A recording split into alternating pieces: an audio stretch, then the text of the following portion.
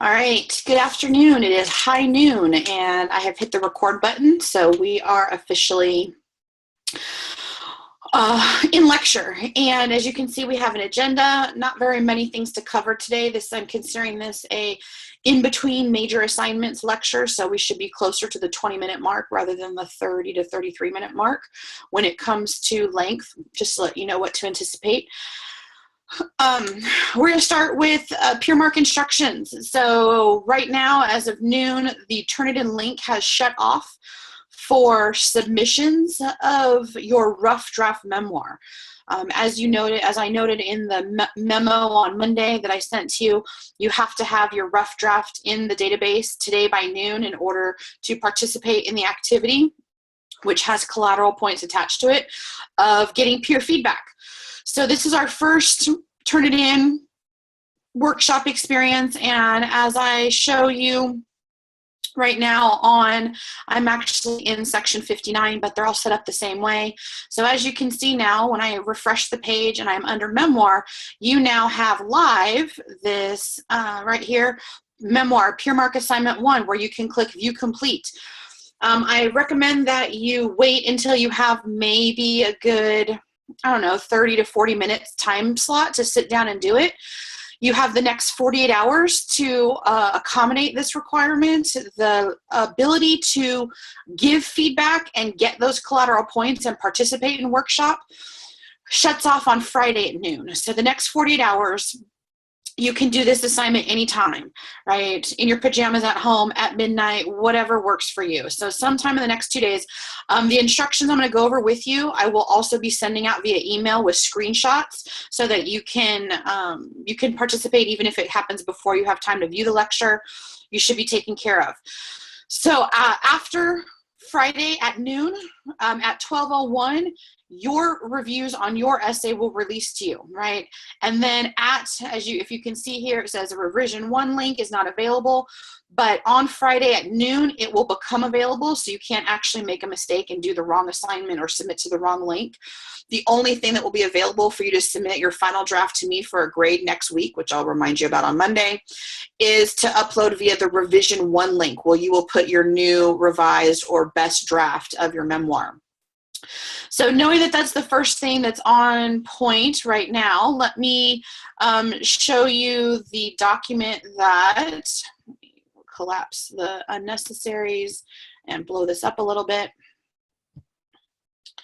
As you can see, well, this is a short iteration and I'm emailing it to you, but step 1 is already done. Right, you've already uploaded your draft by Wednesday today. Step 2, as I've noted, when it looks like when you actually click on that link to participate in the activity, you're going to have a couple different options, and the only one that's going to be available to you is the write reviews, because you're in that 48-hour window. While that link is open live for 48 hours, is your window to write reviews, and the system Turnitin will distribute to you 3 random peers essays. And if they didn't put their name on their essay, then you might not know who you're reviewing. Your comments are anonymous. They will not be able to see who reviewed their essay. I have a matrix. When I look at the link from mine, I can see whose paper was assigned to whom, and I can see what your reviews are. I can actually look at your individual reviews on the papers and see who was assigned who. So I can monitor that, but you can rest assured that your your name will not be attached to them when your peer classmate gets the reviews back. So you're going to click Start Review, right? So you keep track of each line, because if you try to do this essay assignment 3 times, you keep clicking the top line, it's going to overwrite your review. It's a little error in my mind in the Turnitin system that doesn't work very well. You actually have to keep track of which line you're on, and every time you click Get Started or Start Review, it'll load a new essay while you complete your 3 required peer reviews. So when you get actually into the assignment, and it'll load in the document viewfinder or the document viewer that looks like this, and over here on the right hand side of the page, you'll have a list of questions that ask you to give feedback. You will be able to use your mouse and click anywhere on the document and dialogue with the writer so that when they get their feedback back, they can move their cursor over the bubble and up pops the box that you have told them to, oh, don't forget your creative title, or I don't think this is how MLA works, or oh, really great point, or whatever it is that you're dialoguing with them about. So I totally encourage you to engage the writer, right? To let them into your mindset. One of the things that students have been voicing concern to me is I'm not sure that my memoir is working. I'm not sure that my reader is having the same kind of emotional reading experience or insight or revelation that I want to create. Well, one of the ways to do that is to find out based on how you dialogue with the writer when you're actually experiencing the reading.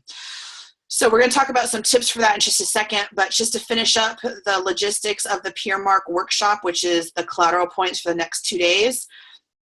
Turnitin is very good at auto-saving. So when you are, let me see if I can actually scroll back, I apologize. When you're actually done with your assignment or with the document, you're going to click this right green arrow up here on the right-hand side that submits, and it basically sends it up to the cloud. And you have a status bar over here that says 0% completed. As you fill out the boxes, your status will move up and you'll be able to see what percentage you are into finishing the workshop. So you can submit it at any time. It auto saves throughout. You could technically leave the activity and come back. I kind of don't recommend that, but it can be done. After you submit your essay or submit your reviews on Friday at 12:01, you can log back in anytime after and read reviews, right? So whereas originally you used the PeerMark assignment link to write reviews, the next time you go in, you'll be doing it to read reviews. And this time it will be people who have written on yours. You'll be looking at your document over and over again with different people writing on it and different feedback on it. So the goal is for everyone to have 2 reviews. You've been assigned 3. We always have an odd number, like not everyone submits. Some people don't participate and there could be an uneven number.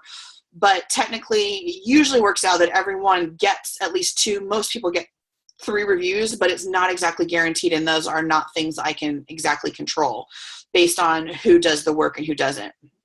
So anyway, one little nuanced thing is that as you're looking at your reviews in the document feeder after Friday at noon, there's these random, as you guys can see right here, highlighted in blue on my screen, there's these random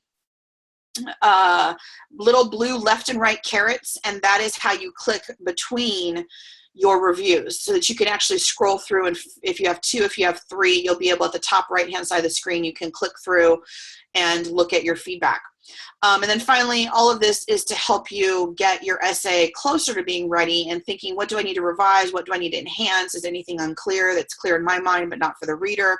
How can I build up my emotional details and description to get my audience to feel what I want them to feel at the moment of revelation or crossroads or excitement for the accident or whatever the topic is, right? Those are all writing strategies. So you can get to see if those things are working based on the feedback. All right, so I'm going to keep going through the agenda. If you have any questions about this, you're welcome to ask me in the chat box. Allie asked if I could upload the document on Blackboard. I actually am going to send that entire email or that document with the screenshots to you as an email announcement today so that everyone gets it delivered to them knowing that you have to complete this in the next 2 days, in 48 hours. So I'm not going to keep it up there passive that you have to go hunting for it. I'm going to deliver it to you so that you know what you're supposed to be doing. All right, so back to a couple different things about the memoir, and then we'll talk about one example of structure and style that leads into one thing we haven't talked about yet, which is the analysis requirement. As you can see, I have it excerpted here from the prompt about where we're at in this writing process right now. But I've gotten a couple questions, and if you have questions that are on your mind, please type them. The students that have emailed me this week have had a couple concerns. One concern has been about privacy. change the names. I'm writing about an example from high school, but I know that there's students from my high school at SDSU. And I just want to say that definitely it would be inappropriate to share any sensitive or private information that you observed in other people's memoirs with other people who are not in the room in our classroom, and kind of have, this safe space of sharing online, which feels a little awkward and artificial, but it should be respected. So, and you can, if you do need to change a name or change the name of a high school or the name of a person, you can. I mean, honestly, I will not know the difference. In Rick Bragg's essay, he said that the prettiest girl in school was Patrice Curry. Is anybody vetting that information? Do we actually know if that's true? It's a writerly license. You can exaggerate, right? That's part of the genre. You can tell the truth in an exaggerated way to achieve a greater true good for your reader. If you have to embellish or alter something, that is totally fine. It still is a nonfiction genre. So the other thing that's a main issue that people have been asking about is significance. How do I don't just want my significance tacked on at the end. How do I make sure that that people are understanding what this meant or the impact of this event? And so my comment on that is this can be done a couple different ways.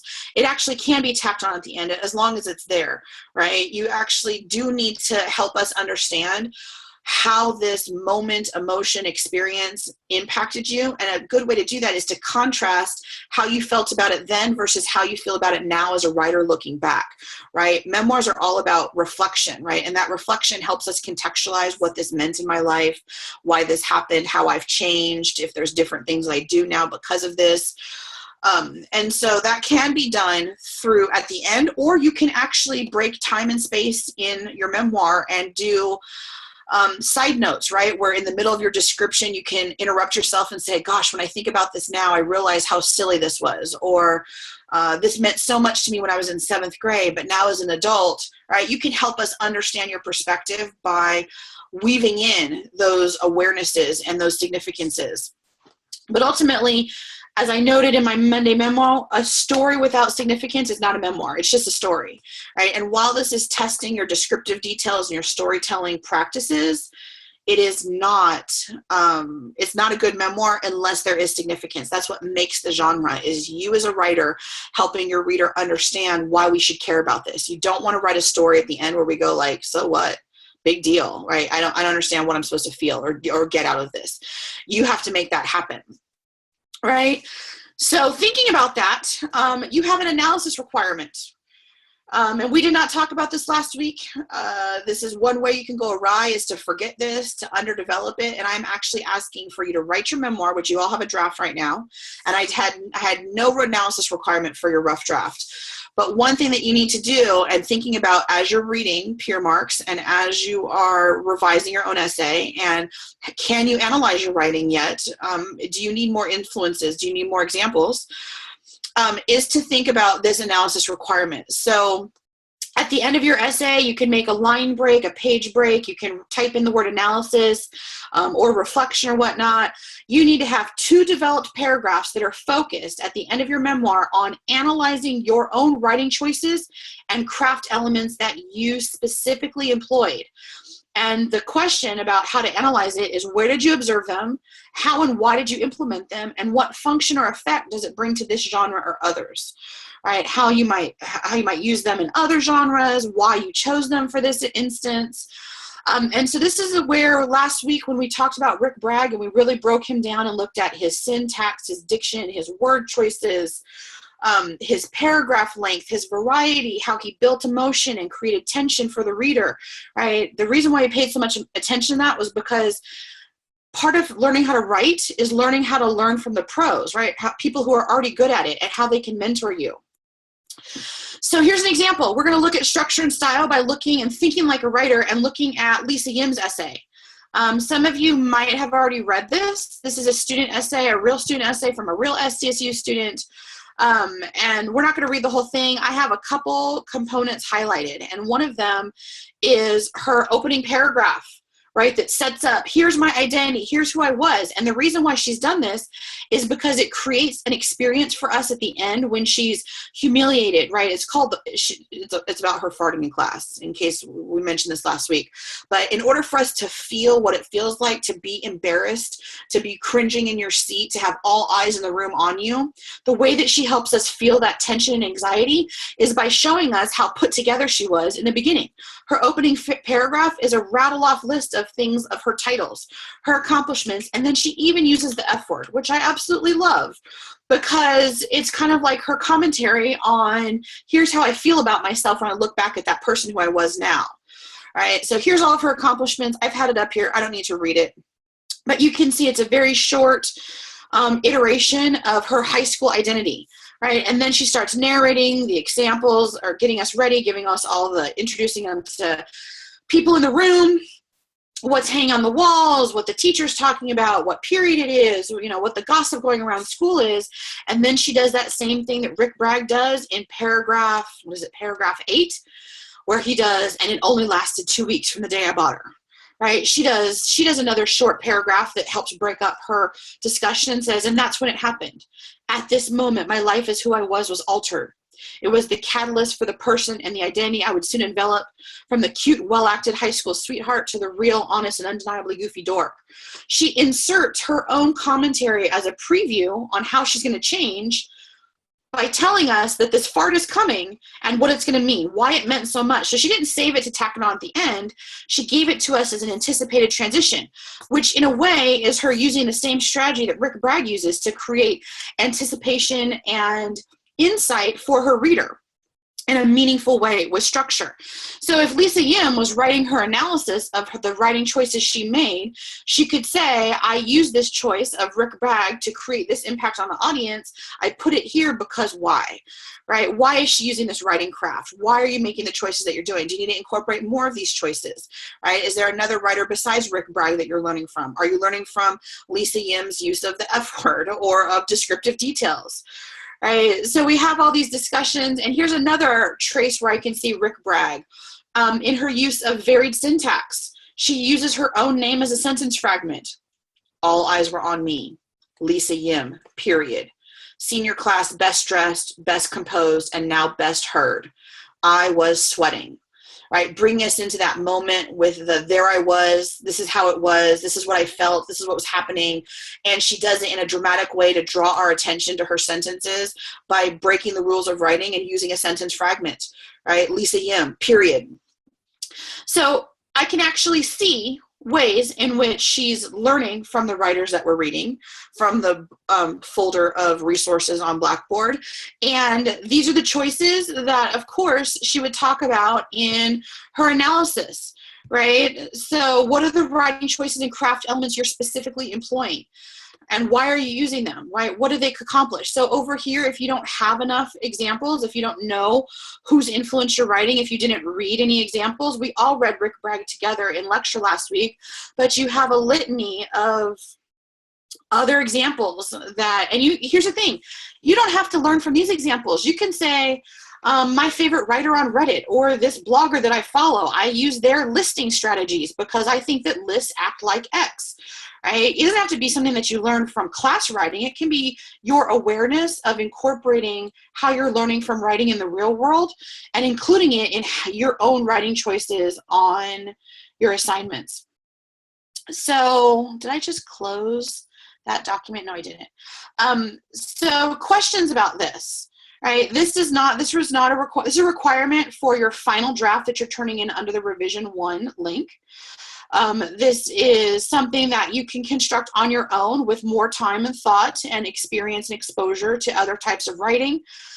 But ultimately, just telling me I chose to talk about, like I've had students tell me that they're going to analyze, and they're like, I chose to talk about my dog in paragraph 3 because dogs work emotionally. I described my dog, see, I used my dog, it was emotional. That's not an analysis of a writing craft element or writing choice. That's a topic detail, right? If the memoir is about your dog, that's about your topic, right? That's not about your writing choices. So this is asking you to, yes, write the memoir, but then also be critically aware of how your writing gets better by borrowing from the professional influences that surround you, right? Nothing new is under the sun. We're all, in a sense, kind of borrowing and absorbing cool techniques that we're learning all the time, right? In our exposure to writing online, in books, novels, poetry, whatnot.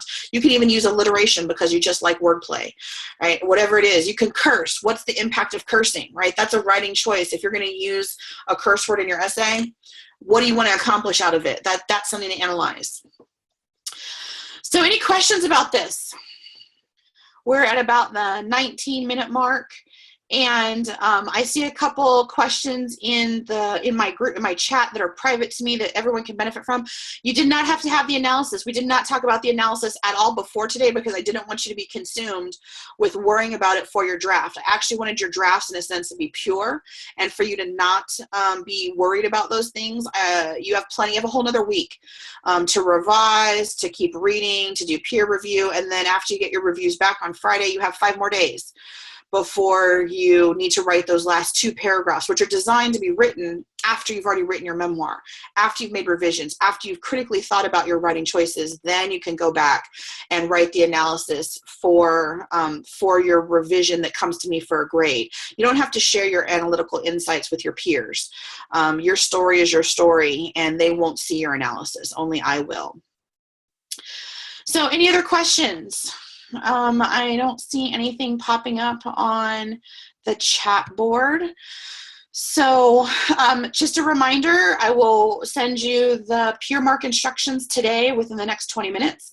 I will send you our traditional Monday morning memo with a reminder of Wednesday's deadline. Today I will be reading your blog comments and inventorying them to have that first collateral points, which were due today at noon. And finally, your journals this Sunday, just as a quick reminder, just as your journal entry number 4, there will be a column in gradebook and a rubric attached to journal number 4 that will reflect your grade for the first 4 journals holistically. So I've been keeping track on an Excel spreadsheet. I have read journals 1, 2, and 3. Journal 4 is the first one that will have a grade, and that'll be 5% of your grade will reflect those first 4 entries. So that's where we are in class standing, and if I don't see any other questions, I'm actually going to stop recording and then see if there's anybody in the room who needs to hang out and has a specific question. I see there's a couple of people asking me things off the record that I want to respond to. So end of lecture, happy workshopping, and I will quote unquote see you next week. Oh crap.